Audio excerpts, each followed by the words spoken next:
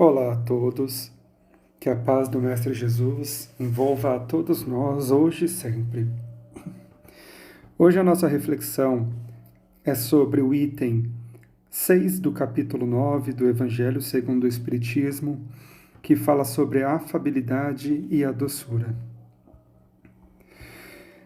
Então, a vida pública de Jesus, ela iniciou quando ele anunciou abertamente que ele era o Messias esperado, que os antigos profetas anunciaram nas Escrituras.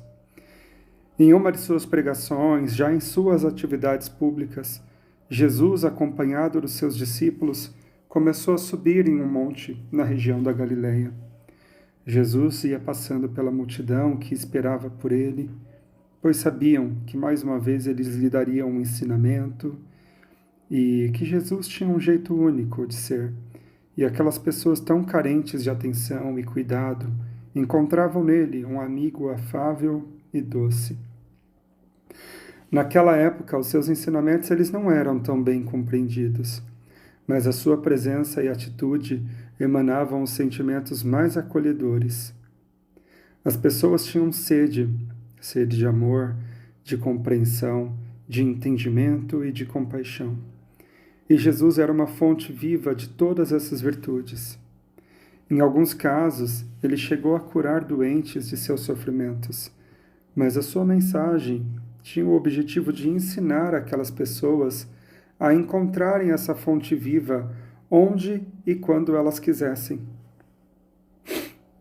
a se renovarem em seus pensamentos e nas suas atitudes, e pela fé se fortalecerem em Deus, a fonte de tudo. Fazendo isso, elas também se tornariam pequenas fontes, ajudando a tantas outras pessoas. Aqui a gente vê Jesus, como que ele era, como que ele fazia com as pessoas que escutavam enquanto ele estava ali encarnado no planeta Terra, né? Mas a gente pode entender que isso é para nós, porque nós também somos essas pessoas, né? Voltando aqui para a nossa história, nesse dia em que Jesus subiu essa montanha, ele deixou para toda a humanidade o Sermão do Monte, onde estão as bem-aventuranças. Mahatma Gandhi, que foi um grande líder indiano e que sem a violência ele conseguiu pôr fim ao colonialismo britânico na Índia, ele disse uma vez: se todos os livros sacros fossem perdidos e restasse somente o Sermão do Monte, nada estaria perdido. Para olhar para todas as bem-aventuranças, nós precisaríamos de muito tempo, e essa também não é aqui a proposta. Por isso que o nosso foco é na afabilidade e na doçura. Jesus, ele foi o espírito mais perfeito que passou pelo planeta Terra, e a sua vida é o maior exemplo que nós temos da palavra praticada e da palavra falada. Então, o que Jesus falava, ele fazia. O que Jesus ensinava, ele praticava. E doçura e afabilidade é um traço marcante da personalidade de Jesus, que sempre nos incentivou a perdoar mais, a estender a mão amiga, a esquecer as ofensas e a nunca pagar na mesma moeda. A caridade é a virtude que contém todas as outras virtudes. Dentro dela estão encerradas todas as virtudes que nós conhecemos. E dela também vem a benevolência, que é o amor ao próximo em ação. A afabilidade e doçura é como a gente expressa a benevolência. Então seriam as nossas palavras, os nossos comportamentos e as nossas atitudes, né? Alguns exemplos, por exemplo, nós temos aqui como ser atencioso ao cumprimentar alguém, reconhecer os nossos erros e também se desculpar por eles, desculpar também ao outro, né? Controlar as nossas emoções e reações, e gestos de carinho de maneira geral. Tudo isso são atos de benevolência que são expressados pela afabilidade e pela doçura.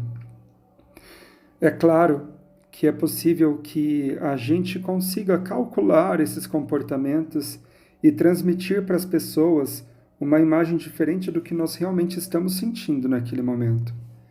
Mas é importante sempre saber que o sentimento é a raiz de tudo E o que estamos sentindo em nossos corações é o que vai definir se nós somos ou não verdadeiros naquele momento. Jesus nos disse que a boca fala do que o coração está cheio.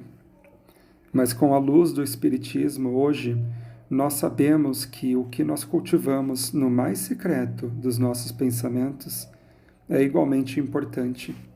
As palavras que nós tornamos... É igualmente importante as palavras que nós tornamos públicas, pois a gente sabe que hoje o pensamento é a fonte criadora de tudo que existe.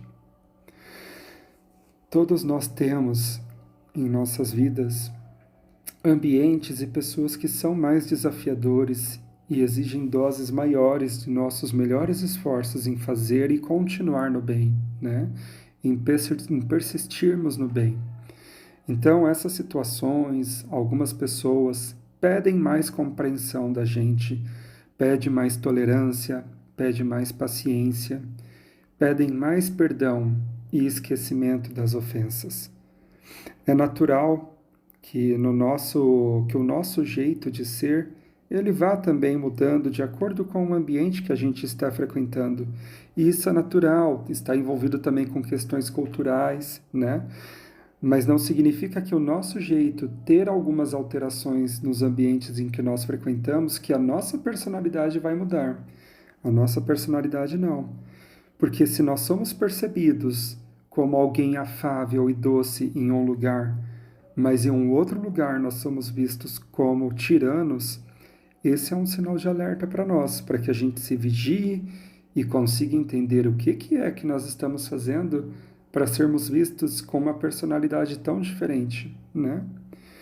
O Evangelho de Jesus, junto com os esclarecimentos da doutrina espírita, né, com a doutrina dos espíritos, nos falam da importância da nossa renovação dos sentimentos, dos pensamentos e das nossas atitudes. Dessa forma, nós teremos mais autoconhecimento. Os espíritos nos orientam constantemente a dedicar nossas forças para combater em nós mesmos tudo o que seja do orgulho e tudo o que vem do egoísmo, pois esses são os dois como fonte causadora de todos os sofrimentos do ser humano, de toda a humanidade. Trabalhando pelo nosso próprio melhoramento, nós ficamos mais fortes também, por causa do nosso esforço. E também porque, fazendo o bem, nos melhorando, nós abrimos campos para que os bons espíritos, os espíritos de luz, se aproximem de nós e estendam a sua proteção sobre cada um de nós também. A Boa Nova, ela é um convite para toda a humanidade, encarnada e desencarnada, que nos fala que o império da força, da violência e da injustiça está chegando ao fim, para dar espaço ao império do amor. É essa a nova era que Jesus veio anunciar e ajudar a nos preparar para podermos também fazer parte dela. A nova era faz parte da lei do progresso que conduz o nosso avanço e de toda a criação divina. O planeta Terra, ele está passando por um processo chamado de transição planetária, mudando o seu grau na escala evolutiva dos planetas. A Terra é atualmente um planeta de provas e expiações, servindo de lar para espíritos com grande apego ainda ao que é a matéria e ao orgulho e também ao egoísmo. É por isso que hoje nós vemos ainda com tanta frequência sofrimento e o mal também frequentemente se sobrepondo ao bem. A Terra está transicionando então para uma categoria de planeta regenerador. E esses planetas regeneradores são lares de espíritos que ainda estão em grande esforço evolutivo, que ainda precisa de muito esforço, de muito cuidado desses espíritos.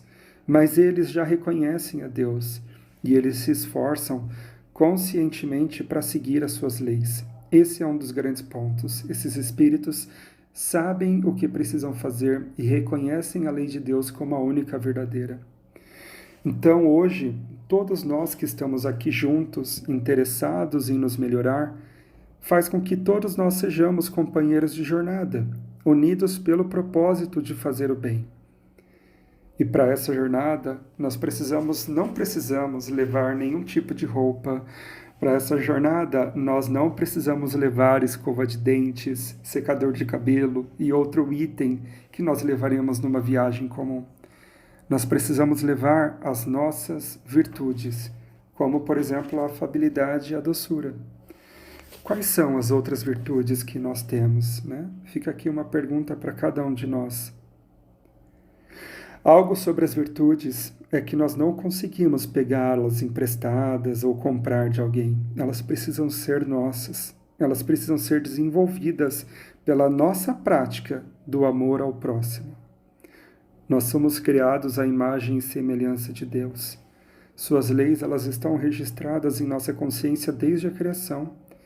Isso quer dizer que essas virtudes sempre estiveram com cada um de nós. A questão é que a gente as ignorou por muito tempo, mantendo elas dormentes ali, né? Deus, conhecendo o ser humano, conhecendo a cada um de nós, enviou Jesus para nos ensinar e ser nosso guia. E Jesus mesmo nos disse uma vez: eu sou o caminho, a verdade e a vida. Ninguém vem ao Pai senão por mim. E aqui nessa frase de Jesus não há um erro. Ele está dizendo, quando ele fala ninguém vem ao Pai, de que ele e o Pai estão em uma comunhão direta, de que Jesus conversa diretamente com o Pai Criador. E Jesus nos disse também que um dia, no futuro, nós também poderemos fazer o que ele faz. Quando ele disse: vós sois deuses, um dia poderei fazer o que eu faço e muito mais. Sendo assim, que cada um de nós possamos buscar fazer a nossa parte e que os nossos esforços em seguir Jesus sejam sempre fortalecidos. Eu espero que todos fiquem bem, que a graça do Mestre Jesus e a luz do Pai envolva a todos nós. Que assim seja.